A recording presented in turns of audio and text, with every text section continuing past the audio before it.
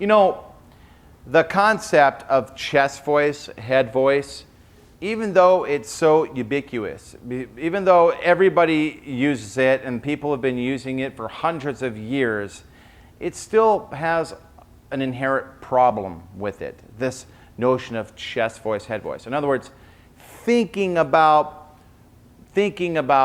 singing in terms of chest voice, head voice has two fundamental problems with it.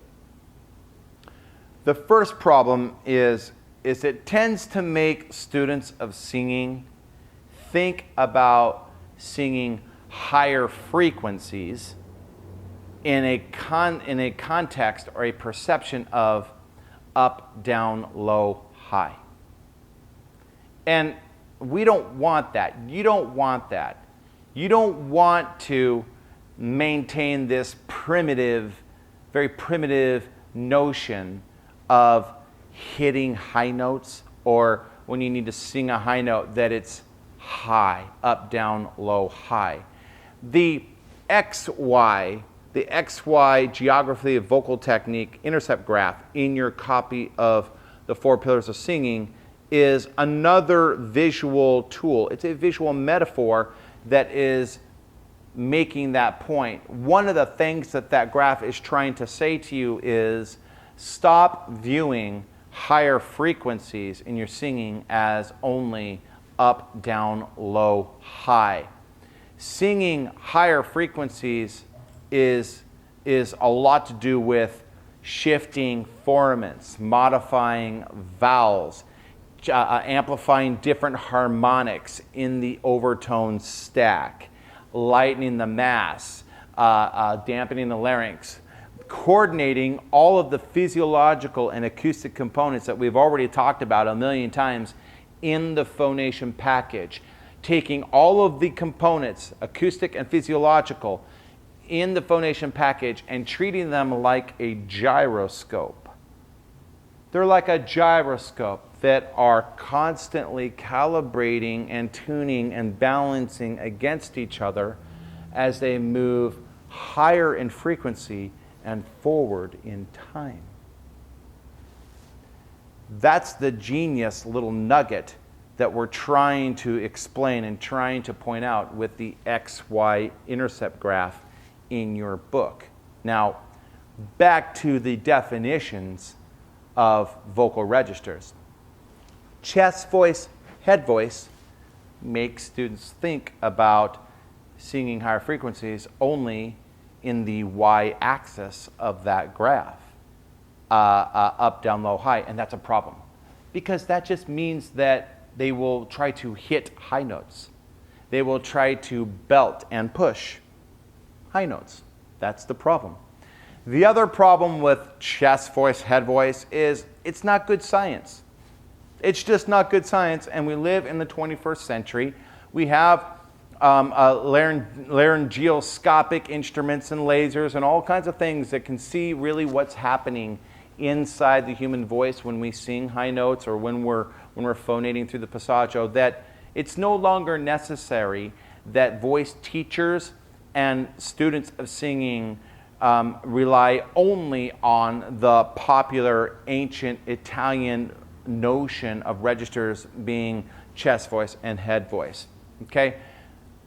It's modern times. We know better. We need to be able to define registration by in a different way other than using picture words. It's just not good science. Okay? So I'm going to explain the vibratory mechanism alternative, but before I get into that, I want to make one important point.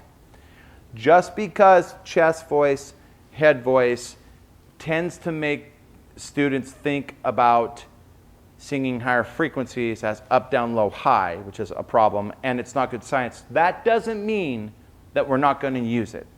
That doesn't mean that it doesn't have value. It does have value. The value in chest voice, head voice is simply the fact that it is ubiquitous and it is easy. It's simple. It's easy to understand. The fact that it's not scientific is its benefit.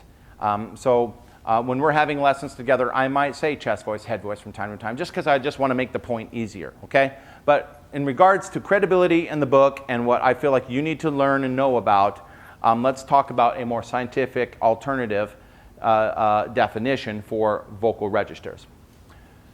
There was a team of French researchers that went out to solve this problem. They recognized the same problem that I just explained to you, and they sat down and they asked themselves, well, then what is it? What is happening in a physiological way, physiologics and acoustics? What is happening when singers feel the registration? Because the chest voice, head voice, this feeling of registering is not unusual. We all have the physical sensation of it. But what they did is they sat down to really kind of create a system that would define really what was happening. And what they decided to go with was they decided to define vocal registers by what is happening at the vibratory mechanism level, okay? The vibratory mechanism. What's that? The vibratory mechanism is left vocal fold, right vocal fold together. The vocal folds coming together. How the vocal folds are vibrating or behaving at any given phonation, they determined would be the determining factor on what definition or what register it would become. The 4 vibratory mechanism registers are simply this. By the way, it sounds complicated. I know that. It sounds kind of complicated, all these big words, but it's really not. It's not very complicated at all. Here's all it is.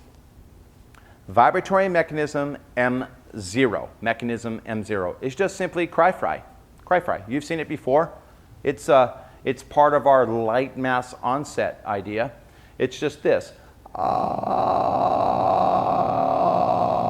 Okay? Vibratory mechanism M0 is cry-fry. When we talk about the vibratory mechanism or the vocal folds inside of vocal fry or pulse register, sometimes it's referred to as pulse register, what we see is the time between each puff of air, between the time that my vocal folds open up, blow air, and come back together. That time is a long period of time. Now, I know it doesn't sound like a long period of time in the world of giants, but in the world of the very small, the duration of time that my vocal folds are open versus the duration of time that air is blowing through the glottis is relative to the other registers is a longer period of time. So long that there's no sense of pitch. Vocal fry or pulse register has no pitch. Not really, okay? That's really all there is to say about vibratory mechanism M0. Vibratory mechanism M1 is chest voice. Where I speech, where I belt, where I shout. That's vibratory mechanism M1, okay? Vibratory mechanism M2 is, you guessed it, my head voice. Okay? Just that simple. Vibratory mechanism M3 is flageolet or whistle voice. For men, that would start probably around E5 and women above that. So anywhere on the piano approximately above E5 on the piano for men and women, vibratory mechanism M3, flageolet or whistle voice begins to occur. So that's basically all there is to it.